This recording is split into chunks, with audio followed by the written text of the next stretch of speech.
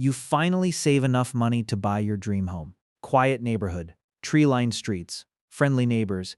You imagine peaceful mornings, relaxing evenings, maybe a coffee in the garden before work. Then one day, a billionaire moves in next door.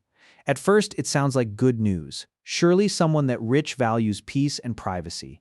Surely they'll be respectful. Instead, your mornings become unbearable. Your street fills with strangers before sunrise. Your house shakes with constant noise. Traffic never stops. Parties last deep into the night. Hundreds of people appear outside your front door, even though none of them came to visit you. Eventually, you stop asking, "Why is my neighbor so loud?" You start asking, "When can I move?" Now imagine living next door to one of the richest men in ancient Rome. You wouldn't hate him because he was arrogant. You wouldn't hate him because he looked down on you. You'd hate him because his everyday life would quietly turn yours into a nightmare. And the strangest part is, he probably wouldn't even realize he was doing it. Most people imagine wealthy Romans living peaceful lives inside beautiful villas, surrounded by gardens and marble statues. Hollywood loves that image. Silent courtyards, flowing fountains, servants waiting patiently in the background. It looks almost relaxing. The reality was very different, because a Roman mansion wasn't just a home, it was an office, a political headquarters, a business center, a courthouse, a banquet hall, a hotel. And sometimes, it felt more like a train station than a private residence. To understand why, you first have to forget almost everything you associate with being rich today. Modern millionaires usually buy privacy. The richer they become, the farther away they move from everyone else. Private driveways, high walls, security gates, quiet neighborhoods. Roman elites wanted almost the opposite. Their wealth wasn't measured by how invisible they were. It was measured by how many people constantly surrounded them. Because in ancient Rome, power only existed if people could see it. Every single morning, before the sun had fully risen, your day would already be ruined, not by construction, not by traffic, by visitors, dozens of them, sometimes hundreds. Long before breakfast, crowds gathered outside wealthy houses for a daily ritual known as the salutatio. Clients arrived hoping to greet their patron. Some wanted legal protection. Others wanted business opportunities. Some hoped for food. Others simply wanted to be seen standing outside the right door. Imagine waking up every morning to the sound of dozens of conversations echoing through your street. Sandals striking the stone pavement, doors opening and closing, slaves shouting instructions, people arguing over who had arrived first. And this wasn't a special occasion. It happened every single day. To a wealthy Roman, the crowd outside the house was a symbol of success. To the neighbor trying to sleep, it was probably the most annoying alarm clock in the empire. The crowds were only the beginning.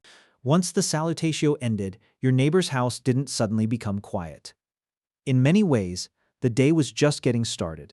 Wealthy Romans rarely separated their private lives from their public ones. If someone wanted to discuss politics, they came to the house. If they wanted a business deal, they came to the house. If they needed legal advice, they came to the house. If they hoped to gain favor with an influential senator, they came to the house. Imagine hundreds of people treating the building next door as if it were City Hall. The front door never seemed to close. Messengers arrived carrying letters from every corner of the empire. Slaves hurried in and out delivering instructions. Visitors waited outside for hours hoping to be admitted. Your peaceful street slowly transformed into one of the busiest places in the neighborhood.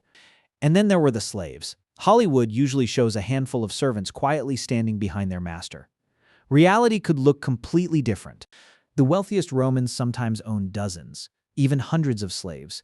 Each one had a different task. Some cooked, some cleaned, some carried water, some managed accounts, some educated children. Some maintained the gardens, others escorted guests, delivered messages, or rushed across the city running errands. A rich Roman household functioned like a small company. Except the employees never went home. They lived there, worked there, moved constantly, from sunrise until late at night. Imagine living beside a hotel that never closed. That was often the closest equivalent. And all those people needed supplies every single day. Food arrived, wine arrived, olive oil arrived, firewood arrived, furniture arrived, marble arrived. Exotic animals occasionally arrived. Carts rolled through the streets, delivering everything required to keep an enormous household running. Today, delivery trucks stop for a few minutes. In ancient Rome, the flow never truly ended. If your neighbor decided to renovate part of his house, the disruption became even worse. We often imagine Roman homes as timeless masterpieces of marble. But those beautiful villas required constant maintenance. Columns cracked, roofs leaked, walls needed fresh paint, mosaics broke, gardens had to be redesigned, fountains needed repairs. Stonecutters hammered for hours. Carpenters sawed wood in the courtyard. Laborers carried heavy blocks through narrow streets. The sound echoed between the surrounding buildings. There was another problem that most people never think about: smell. We picture marble statues and elegant gardens. We rarely imagine what they actually smelled like. Large Roman houses contained kitchens burning almost continuously.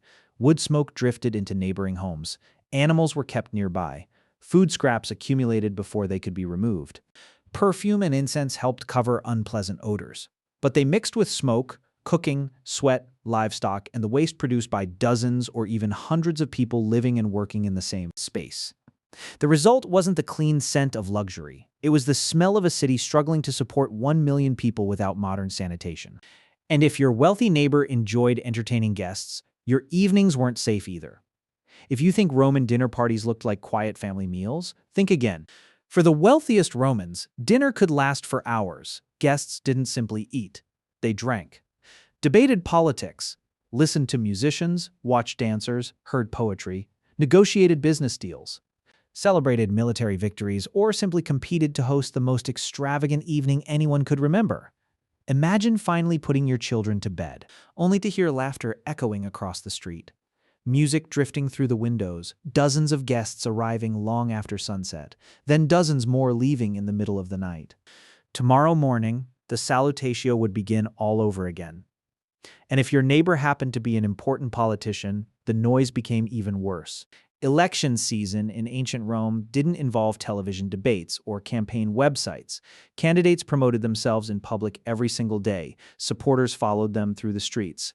Clients gathered around them.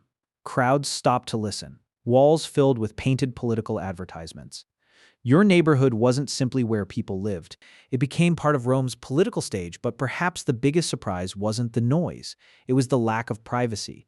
Today, we expect our homes to separate us from the outside world. When we close the front door, our day is over. For wealthy Romans, the front door almost never truly closed. Business continued inside. Politics continued inside. Family life continued alongside both. Visitors walked through the entrance from dawn until evening. Slaves crossed the house constantly carrying messages, food, clothing, documents, or valuables. Clients waited in courtyards. Friends arrived without warning. Messengers knocked at every hour. The richest houses in Rome weren't designed to keep people out. They were designed to keep people coming in. And that's exactly why living next door could become exhausting. The richer your neighbor became, the less peaceful your own life probably became. Because wealth didn't create isolation, it created attention. More visitors, more servants, more deliveries, more celebrations, more political influence, more people, always more people. That's one of the biggest differences between their world and ours. Today, wealth usually buys silence, a larger property, higher walls, private security, distance from everyone else. In ancient Rome, wealth attracted the city. The richest man on your street didn't disappear behind a gate. He became the center of an entire social universe. His house became a destination. And unfortunately for everyone living nearby, so did your street. Maybe that's why the dream of having a rich neighbor is much newer than we think. Today, we imagine expensive homes increasing property values and making neighborhoods quieter. A Roman would probably laugh because in his world, if the richest man in the district bought the house next door, your peaceful life had probably just come to an end. Imagine buying a house today because you wanted peace, a little more space, a quieter street, a better life. Then imagine discovering that the richest person in town had just moved in next door, not because he liked the neighborhood, because the neighborhood was expected to revolve around him. That's the lesson hidden inside wealthy Roman homes. The richest Romans didn't live behind silence. They lived at the center of constant activity. Their houses weren't private retreats. They were symbols of power. Political headquarters, business offices, social clubs, public stages. The more important you became, the more impossible it was to disappear. Today, success often means escaping the crowd. Private islands, gated communities, penthouse apartments. The goal is privacy. In ancient Rome, privacy was almost the opposite of success. If nobody came to your door, if your street was quiet, if your house stood empty, people didn't assume you were powerful. They assumed you weren't important. Maybe that's the strangest difference between their world and ours. Wealth still attracts attention, but today, the wealthy usually spend millions trying to avoid it. The richest Romans spent fortunes making sure everyone could see it. And if you happened to live next door, you didn't just have a neighbor. You lived beside the center of an empire's social life. Every sunrise brought another crowd, every afternoon brought another visitor, every evening brought another banquet. And somewhere between the noise, the smoke, the crowds, and the endless stream of strangers, you would probably find yourself wishing for something incredibly modern. A quiet neighbor,